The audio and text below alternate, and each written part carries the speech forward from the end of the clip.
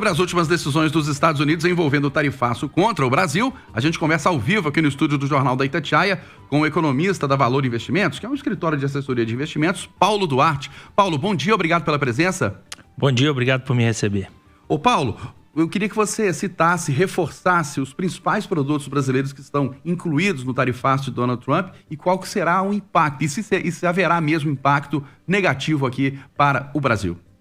Com certeza temos um impacto negativo ainda, apesar da reversão de ontem.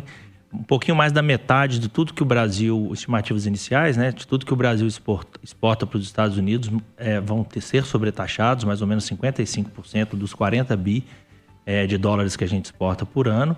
Eu acho que os principais itens são commodities, tanto animais como carne, como o café também, que foi mantido a tarifa, a sobretaxa. Ô Paulo, o tarifaço ele ia começar amanhã, né, dia 1º, Donald Trump agora passou para a próxima quarta-feira, dia 6. Isso seria um indício aí que pode haver um recuo do presidente americano? Ele pode decidir não taxar mais o Brasil? Essas indas e vindas do presidente Trump, elas estão se tornando cada vez mais normais, né? Então, acho que é um bom indicador, primeiro, essa semana a mais de prazo.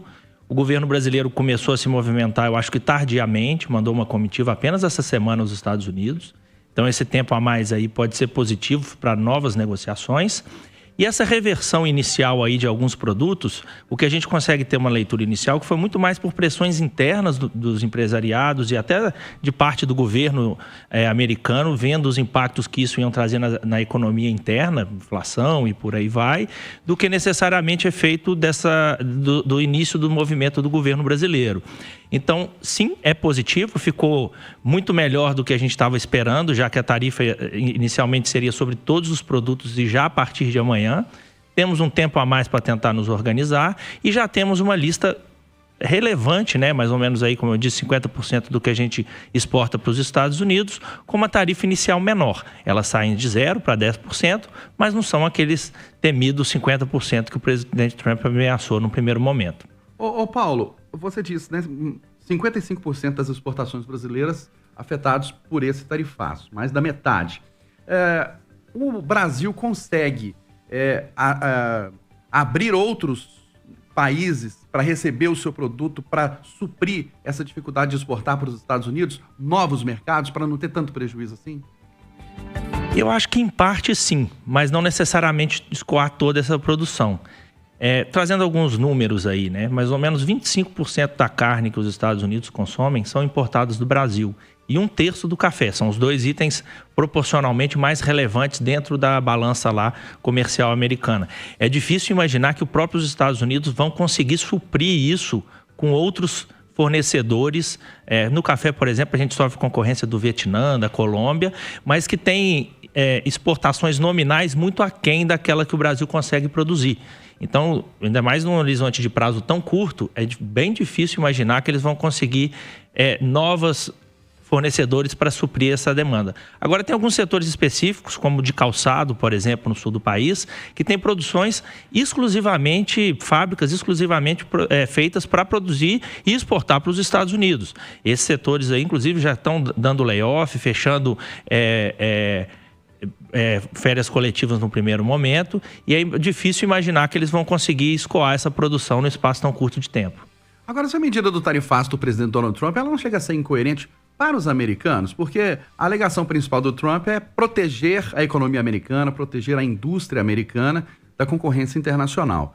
Mas o cidadão americano, na hora que ele vai comprar o café, se ele comprar o café brasileiro, ele vai pagar mais caro porque haverá uma sobretaxa. Aí, se ele não quiser comprar o café brasileiro, ele terá que ter outra opção, às vezes um café de pior qualidade.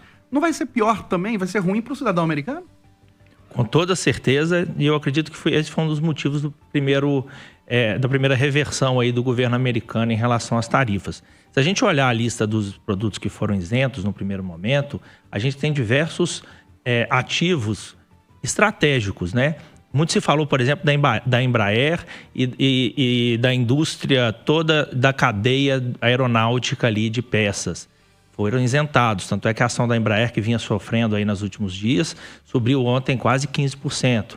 Mas, além disso, minérios diversos, ferro-gusa, falando um pouquinho aqui de Minas Gerais, que é muito importante, e diversas ligas também de metais, que são estratégicos para os Estados Unidos, madeira, e que acabaram sendo isentados.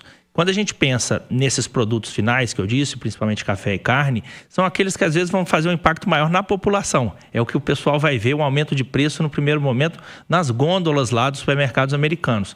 Por isso que eu acredito que esse tempo a mais que a gente vai ter aí de uma semana, é bem possível que a gente também veja uma reversão, principalmente nesses dois ativos mais relevantes, quando a gente pensa ali do consumidor final, para a economia americana serem revistos também a taxação. Então, acredito que não só o governo brasileiro vai se movimentar, mas por pressões internas a gente pode ver essa lista de produtos isentos sendo aumentadas antes da tarifa entrar em vigor. E como é que deve ser, na sua opinião, a negociação do Brasil com os Estados Unidos, com a participação de outros países também? É fazer retaliação, é tentar reduzir, adiar ou pedir o fim desse tarifaço? Bom, no primeiro momento agora, eu acho que o pior movimento que o governo brasileiro pode fazer é retaliar. A gente vê que o governo Trump ele tenta sair vitorioso em todos os pequenos embates que eles entram, né?